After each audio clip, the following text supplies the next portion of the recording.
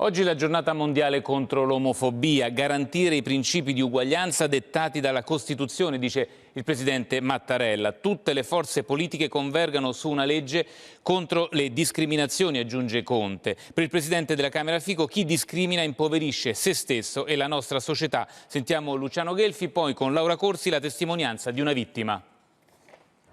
Le discriminazioni basate sull'orientamento sessuale costituiscono una violazione del principio di eguaglianza. Il presidente Mattarella lo afferma con forza in occasione della giornata mondiale contro l'omofobia e ricorda come sia compito dello Stato garantire la promozione dell'individuo non solo come singolo ma anche nelle relazioni interpersonali affettive.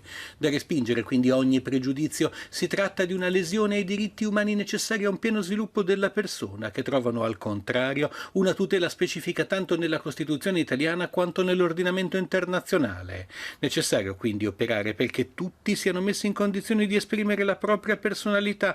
Vanno garantite le basi per costruire il rispetto di sé, dal momento che, sottolinea Mattarella, la capacità di autonomia delle persone è collegata strettamente al rispetto alla parità di trattamento che si riceve dagli altri. Per il Presidente della Repubblica, di conseguenza, operare per una società libera, matura e rispettosa significa non permettere che la propria identità e l'orientamento sessuale siano motivo di aggressione, stigmatizzazione o derisione, tanto nel lavoro che nella vita sociale.